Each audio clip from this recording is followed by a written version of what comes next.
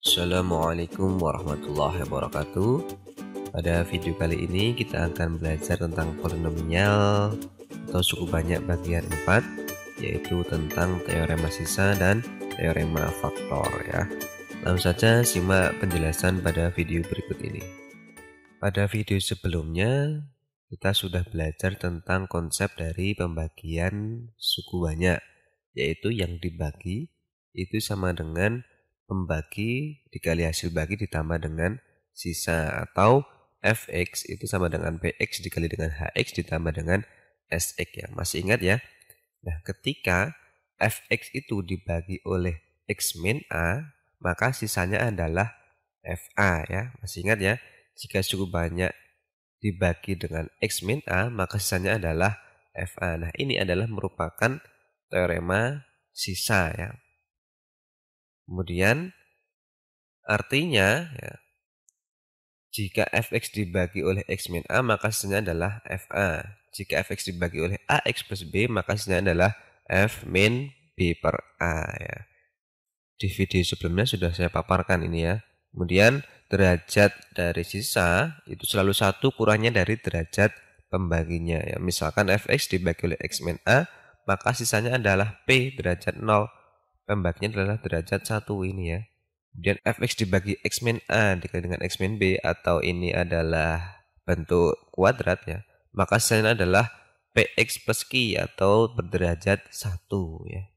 Kemudian misalkan fx dibagi oleh x min k dan bersisa 0 ya, maka itu adalah disebut dengan teorema faktor ya.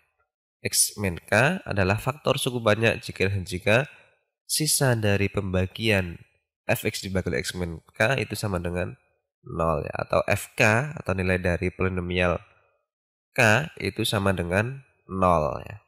Itu artinya apa? Jika x min k adalah faktor dari fx, maka sisa pembagiannya adalah 0. Jika sisa pembagiannya 0, maka x min k merupakan faktor dari fx ya. Di video sebelumnya sudah saya paparkan ini ya. Teorema sisa dan teorema faktor ini akan kita bahas di video ini ya. Yang pertama misalkan ini ya. Untuk teorema sisa 1. Jika polinomial fx berderajat n dibagi dengan x min k, maka sisa pembagian s ditentukan oleh s sama dengan fk, atau nilai suku banyak fx untuk x sama dengan k ya. Bahasanya lebih mudah itu ya. Nah, itu bisa kita cari dengan substitusi boleh, dengan skema Horner boleh ya. Nah, kita ingat dulu skema Horner kemarin ya. Masih ingat untuk mencari sisa bagi dan hasil bagi ya. Berarti kita tulis dulu pembaginya ya. Kita buat 0 dulu. Berarti x min 3 sama dengan 0. Kemudian ketemu x sama dengan 3. Ditulis koefisien dari fx-nya kemudian ya. 3, min 7, min 13, dan min 8 ya. 3 turun dulu ke bawah. 3 kali 3 adalah 9 dijumlahkan dengan min 7 ketemu 2 kali 3 adalah 6 dijumlahkan dengan min 13 adalah min 7 ya. Min 7 kali 3 adalah min 21 dijumlahkan dengan min 8 ketemu min 29. Nah, ini adalah sisanya ya, sisa. Jadi sisa dari fx 3x pangkat 3 min 7x kuadrat min 13x min 8 dibagi dengan x min 3 adalah min 29. Nah, bagaimana kalau kita gunakan teorema ini ya? Berarti kita tuliskan saja s sama dengan f dari k. K-nya adalah berapa ini? K-nya adalah 3, berarti 3 sama dengan, kita masukkan ke sana, berarti 3 dikali dengan 3 pangkat 3 dikurangi 7 kali 3 pangkat 2 ya, dikurangi 13 dikali 3 dikurangi dengan 8 ya, sama dengan 81 dikurangi dengan 63 ya, dikurangi dengan 39 dikurangi dengan 8 ya. Ketemu min 29 ya, sama dengan ini. Berarti kita bisa menggunakan teorema sisa itu ya, tanpa harus menggunakan skema Horner. Boleh menggunakan substitusi, juga boleh menggunakan skema Horner ini ya. Nah, contoh lain misalkan ini. Suku banyak fx sama dengan x pangkat 4 ditambah x pangkat 3 dikurangi bx kuadrat plus x min 4 dan gx sama dengan x kuadrat min 4x plus 6 mempunyai sisa yang sama jika dibagi dengan x plus 1, maka nilai a plus b adalah berapa? Karena fx dibagi oleh x plus 1 ya, sama dengan Gx dibagi dengan X plus 1 berarti nanti kita mencari S1 sama dengan S2 atau sisa dari Fx dan sisa dari Gx ya. Nah, kita cari dulu sisa yang pertama dari Fx dulu, berarti S1 sama dengan F min 1. Kemudian 1 pangkat 4 ya, dikali dengan A kali min 1 pangkat 3 dikurangi B kali min 1 kuadrat ditambah dengan min 1 dikurangi dengan 4 sama dengan min 1 pangkat 4 1, kemudian A kali min 1 berarti min A dikurangi min 1 kuadrat berarti 1 kali B adalah min B, kemudian min 1 dikurangi 4 ya, sama dengan S1 itu min A min B min 4 ya. Kemudian kita cari pembagian dari Gx dibagi dengan X plus 1, berarti S2 itu sama dengan G min 1 ya, berarti min 1 kuadrat dikurangi dengan 4 kali min 1 tambah 6 sama dengan 1 tambah 4 tambah 6 ya. Dan S2 ketemu sama dengan 11. Karena sisa pembagiannya sama ya, maka S1 sama dengan S2, berarti min A min B min 4 sama dengan 11. Kemudian min A min B ketemu 15. Sehingga A plus B ketemu min 15 ya. Sudah ketemu A plus B nya sama dengan min 15. Ya, disimpulkan jadi nilai A plus B adalah min 15 ya. Teorema yang lain untuk teorema sisa, berarti teorema sisa yang kedua. Jika polinomial fx berderajat n dibagi dengan ax plus b, maka sisa pembagian s ditentukan oleh s sama dengan nilai polinomial dari fx untuk x sama dengan min b per a ya.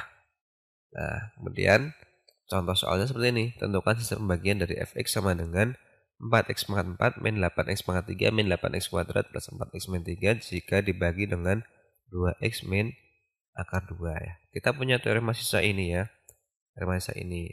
Berarti S itu sama dengan F dari 2x min akar 2. Sehingga X sama dengan akar 2 per 2. Kemudian kita masukkan akar 2 per 2 ke dalam Fx-nya. Berarti 4 kali akar 2 per 2 pangkat 4 min 8 kali akar 2 per 2 pangkat 3 min 8 kali akar 2 per 2 pangkat 2 ditambah dengan 4 kali akar 2 per 2 dikurangi dengan 3 ya. Sehingga sama dengan 4 kali akar 2 pangkat 4 berarti 4 dibagi 2 pangkat 4 16. Kemudian min 8 akar 2 kali pangkat 3 berarti 2 akar 3 per 2 pangkat 3 8 dikurangi 8 kali akar 2 pangkat 2 berarti 2 per 2 kuadrat 4 plus 4 kali akar 2 dicoret-coret ya, boleh ya. Berarti 2 akar 2 dikurangi dengan 3 ya. Sama dengan, ini dicoret dulu ya, berarti 4 ketemu 1, 8 coret ketemu ini 2 akar 2. Ini dicoret ketemu 2, berarti 2 per 2 adalah min 1 ditambah dengan 2 akar 2 dikurangi dengan 3 ya. Sama dengan min 3 ya, ini kan habis ya. Dan ini juga habis ketemu min 3 ya. Berarti ya, sisa dari fx 4x pangkat 4 min 8x pangkat 3 min 8x kuadrat plus 4x min 3 jika dibagi dengan 2x min akar 2 adalah min 3 ya. Cukup mudah ya untuk teorema sisa ini ya. Nah, selanjutnya adalah teorema sisa 3 ya. Jika pembagian polinomial fx oleh x min a dikali dengan x min b adalah sx sama dengan px plus q dengan fa sama dengan pa plus q dan fb sama dengan pb ditambah dengan q ya.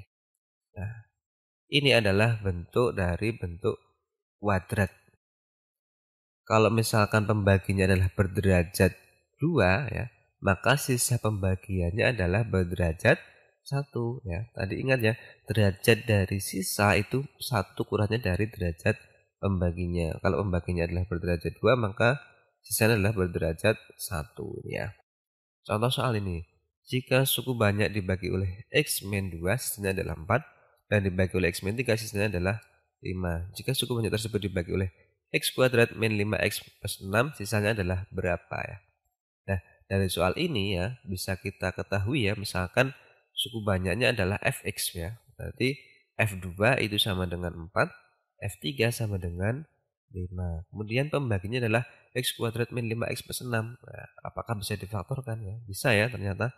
Berarti X kuadrat min 5X plus 6 itu faktornya adalah X min 2 dan X min 3. X min 2 ini adalah pembagi dari Fx. Dan X plus X min 3 juga pembagi dari Fx ya. Sudah, berarti kita ketemu F2 sama dengan 4 dan F3 sama dengan 5. Sehingga dari teorema sisa ini ya, dari teorema sisa ini kita bisa peroleh ya. Misalkan sebagian Fx dibagi oleh X min 2, X min 3 adalah S sama dengan Px plus Q ya. Dengan ini tadi. Maka F2 sama dengan 4, F3 sama dengan 5 bisa kita masukkan ke sini ya. F2 berarti 2P plus Q sama dengan 4 ya. Kalau F3 5 berarti 3P ditambah Q sama dengan 5. Kemudian ini kita kurangkan masing-masing ya. Berarti 2P dikurangi 3P adalah min P, 4 dikurangi 5 adalah min 1. Kemudian P ketemu 1. Jika P sama dengan 1 kita substitusi ke salah satu persamaan ini ya. Misalkan kita substitusi ke sini ya. Nah, kita substitusi ke sini. Berarti 2 kali 1 ditambah Q sama dengan 4. Sehingga Q ketemu 2 ya. Maka dapat disimpulkan bahwa sisa pembagian dari Fx dibagi oleh X min 2 dikali dengan X min 3 adalah S sama dengan P-nya tadi 1. Berarti X ditambah dengan Q-nya adalah 2 ya. Ada cara lain untuk menentukan ini ya. Nah, sudah pernah belajar matriks belum ya? Tanya sudah ya. Nah, kita susun pembagian ini ya, ini kita susun ke dalam bentuk matriks ya. Nah, berarti F2 sama dengan 4, F3 sama dengan 5. Nah, kita kurangkan ini semuanya sehingga ketemu selisih kolom pertama itu adalah dikali dengan Sx sama dengan selisih kolom kedua ini dikali dengan X ditambah dengan determinan matriks ya. Berarti ketemu nanti. Ya. Masih ingat ya determinan matriks jika matriksnya adalah A, B, C, D ya. Maka determinan dari A itu sama dengan AD min BC ya. Nah, langsung kita simak ini ya contohnya ini. Berarti F2 sama dengan 4, F3 sama dengan 5. Masing-masing kita kurangkan ya. Kita kurangkan berarti 2 kurang 3 adalah min 1 dikali dengan Sx-nya sisa baginya sama dengan 4 dikurangi 5 adalah min 1x ditambah dengan determinannya berarti 2 kali 5 ya dikurangi dengan 3 kali 4 sehingga ketemu min Sx sama dengan min x dikurangi dengan 2 berarti 10 dikurangi 12 ketemu 2 sehingga Sx sama dengan x plus 2 sama dengan ini ya ketemu langsung berarti ini. Nah, boleh digunakan cara ini, boleh gunakan cara ini juga boleh sama saja ya. Selanjutnya adalah teorema faktor ya. Jika pada polinomial fx berlaku fa sama dengan 0, fb sama dengan 0, dan fc sama dengan 0, maka fx habis dibagi oleh x min a, x min b, dan x min c. Sehingga x min a, x min b, dan x min c adalah faktor dari fx-nya itu ya. Teoremanya adalah seperti ini. Suatu fungsi suku banyak fx memiliki faktor x min k jika dan hanya jika fk sama dengan 0 atau sisa pembagiannya adalah 0. Suatu suku banyak fx memiliki faktor ax plus b jika dan hanya jika f min b per a sama dengan 0. Ini hampir sama ya. Nah, langsung saja kita ke contoh soal. Seperti ini. X min 1 merupakan salah satu faktor linear dari suku banyak x pangkat 3 plus 5x kuadrat plus p min 1x dikurangi 8. Dua faktor linear lainnya ya. Nah, untuk mencari ini berarti kita cari dulu p-nya ini dulu ya. Dengan ini, x min 1 ini. X min 1 adalah faktor dari suku banyaknya ini. Berarti sisanya pembagian dari ini ya, dari fx ini dibagi dengan x min 1 itu sama dengan 0.